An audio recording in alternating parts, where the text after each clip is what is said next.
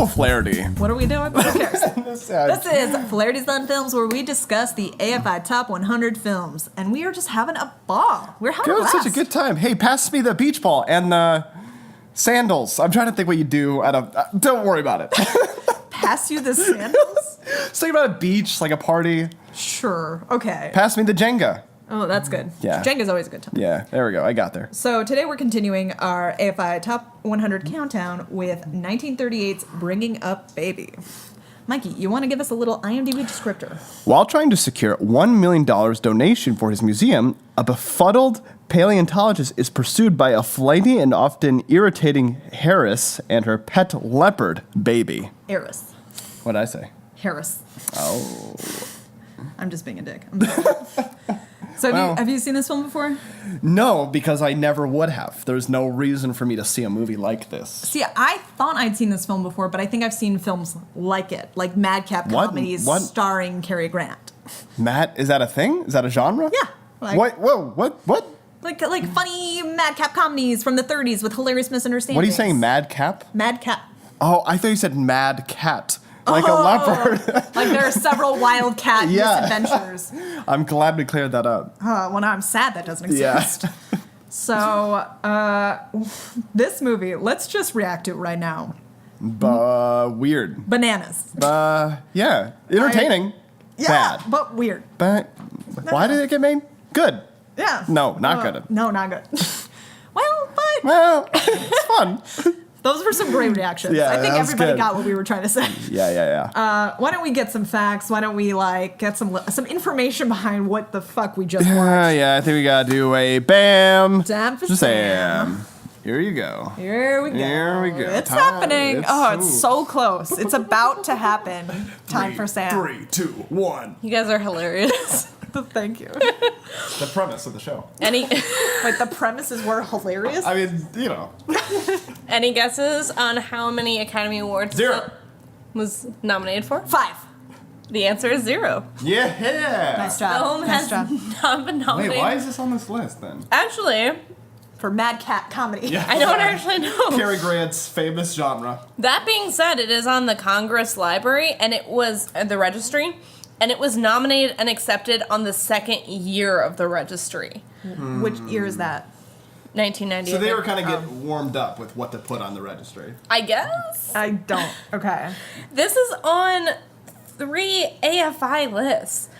It was actually a part of the original 100 list, which came out in 1998 as 97 and moved up to 88 in 2007. Can we talk about the lack of transparency and dictatorial nature of the AFI, that they just get to pick shit and don't explain it to us? That's what they do. That's what the list is. I mean... just whatever movies are good, we'll just put on there. We don't care. Well, all right, AFI. I guess that's just the world we live in now. It's art. You can't really measure these things quantitatively. It is also number 14 on the 100 Laughs list. All right. Oh, whoa. And number 51 I did laugh. Yeah. on the 100 Passions list. What? Well, Katherine Hepburn was very passionate in the way, the homeless guy in the corner is very passionate about the CIA. I don't know. I kind of thought she was breezy about everything. Yeah, really cool. Yeah. And just, oh boy. This is number 2 out of 4 that would become Katherine and Cary Grant films. Okay. It did horrible in the box office. Can't imagine. Yeah, weird. Just terrible, and it actually labeled Katherine Hepburn as box office poison. Wow. Films did not want to have her in until 2 years later when she did Philadelphia Story, also with Cary Grant, and that was the redeemer. That's the movie I saw before that I thought was this movie. That's a very different film. Well, they have the same stars. It's black and white. I was there.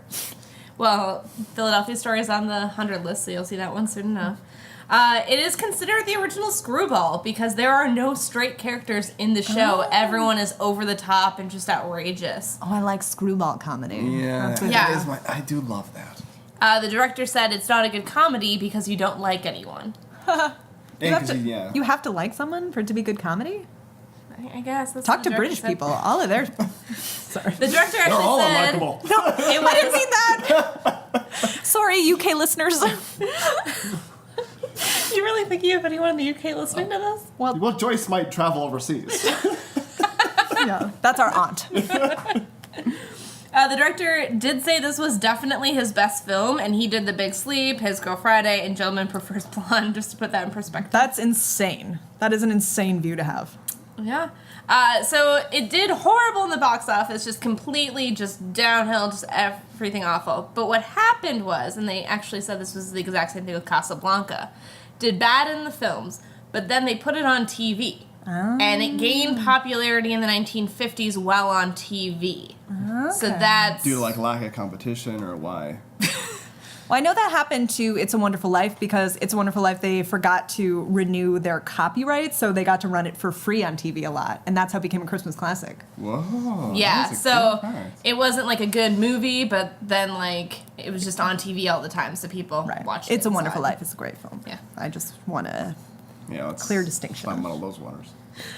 Two other quick facts. This is the first time in a film that the word gay was used That was an interesting moment. to mean its current definition Homosexual. of homosexual.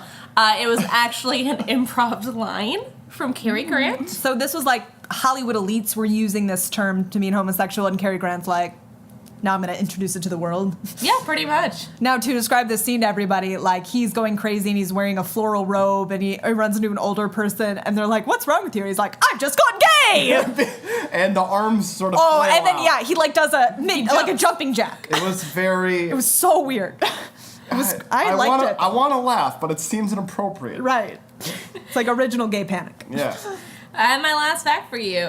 Christopher Reeves based his performance of Clark Kent off of Cary Grant's performance in this film. That makes no sense. You actually, funny fact, when we were watching this film together, you did say, oh, he's like Clark Kent. Like, sexiness. Like, he's a sexy man. Christopher was like, I should be that sexy. Yeah.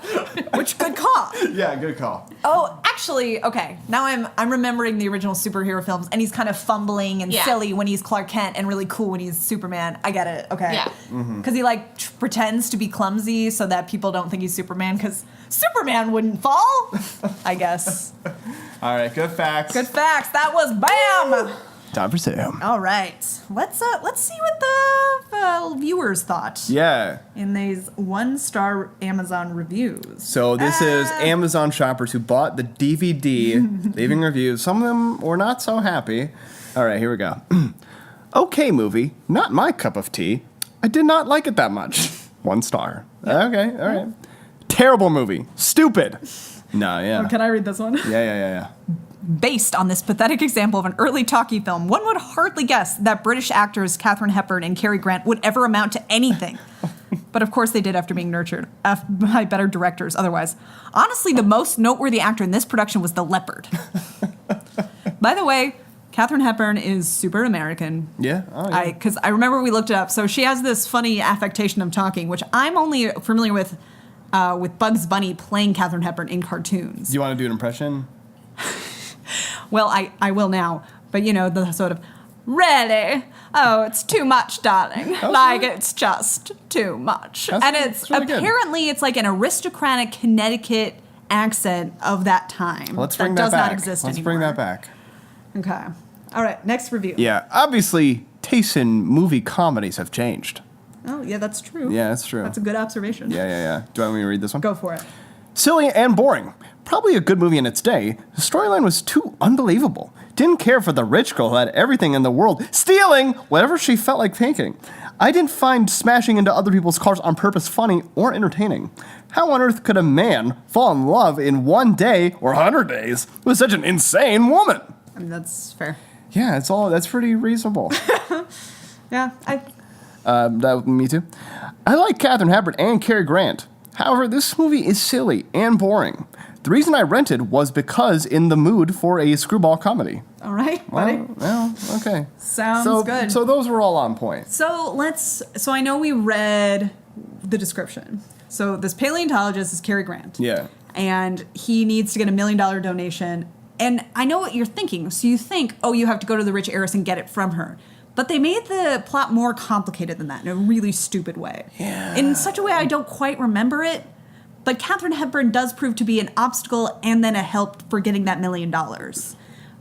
It's so weird. Why did he go to Katherine Hepburn originally? No, he goes to have dinner with this other guy to get the $1 million, and Katherine Hepburn ruins that dinner by being fucking nuts. And then she just and then the next day, she's like, "Oh, I know that guy. I can make it happen." That's right. And he's like, "All right, I have to be nice to you, you fucking loon," because she's so crazy. Like, not in a cute, oh, she's flighty. Yeah. In fact, yeah, the description says flighty and often irritating. That is so lowballing how fucking nuts she is. Yeah, it's really... Like, she meets him at dinner and she's like, "I must have him. I must." And she like, I remember she concocts this. So she calls him and she's like, "Darling, I have this leopard and you must come." Okay, I'll stop doing the voice. I love the voice. And she's just like, "Come over to my house because I have this baby leopard that someone sent me from South America."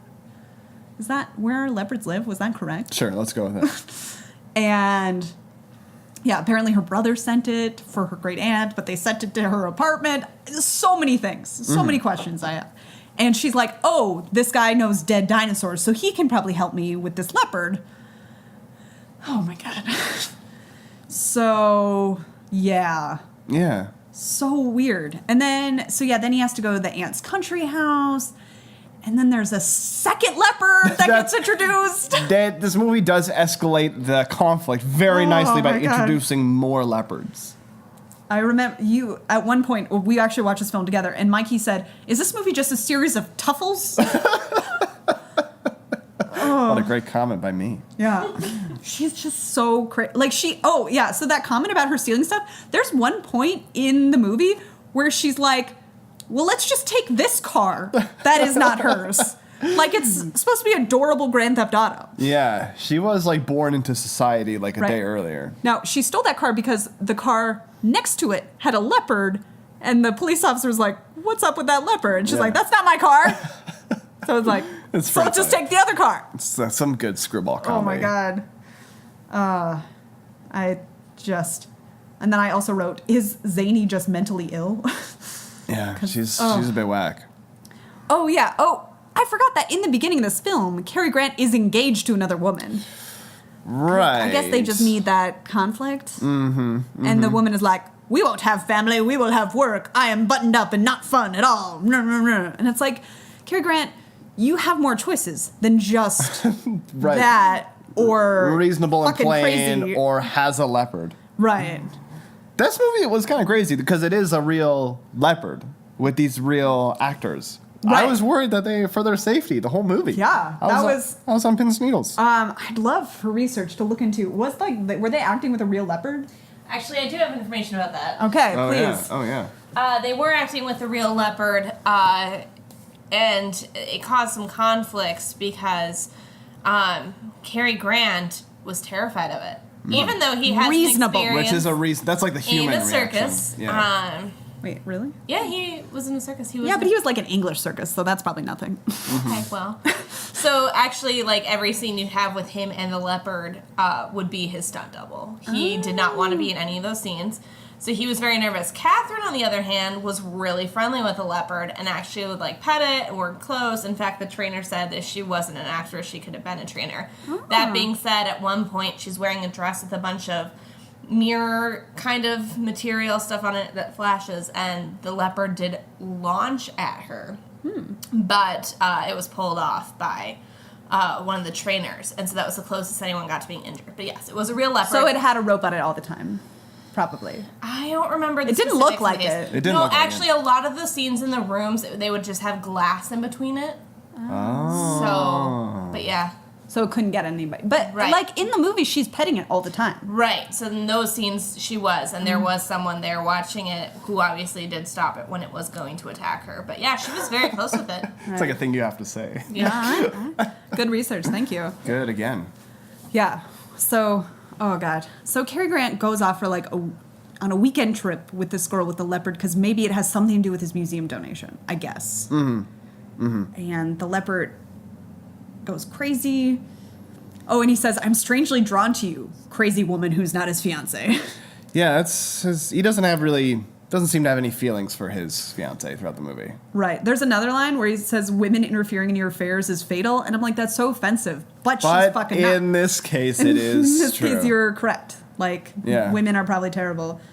He does get a little abusive, but... What? What are you talking No, about? he always talks about how he needs to smack her, and then she's like kind of into it, I guess. I mean, well, Yeah. it's a time period. I do... Oh, God. Yeah. Oh, right. And you remember there was this scene. So there's this one... you guys, this plot, just nonsense. Because at one point, the conflict is the dog is loose, and they're afraid the leopard's going to go after the dog. Yeah. And then there's a camera on this leopard fighting this small dog. But it's like a real dog and a real leopard and a real fight. Like, we're watching a dog and a leopard. Like, It was a real screwball animal abuse. right. And we're like, and it looked like the dog had a gash. And it's like, that's probably real. Because leopard versus dog, I think I know who's going to win. I think that was messed up. And of course, I think we mentioned earlier that then there's like a circus truck and a second identical leopard gets let out, but this leopard is dangerous, not like a pet. Sure, it's like one of those it's like one of those violent leopards. Okay, but I will tell you about a scene I loved. So for some reason, that would take too much explaining. They all end up in jail. Yes, that did happen. For separate reasons. Like the aunt's friend, some other guys, like all their buddies, Cary Grant. But Katherine Hepburn comes in, and they're like, we know you're part of a gang, I guess, because you can't be who you say you are. Yeah.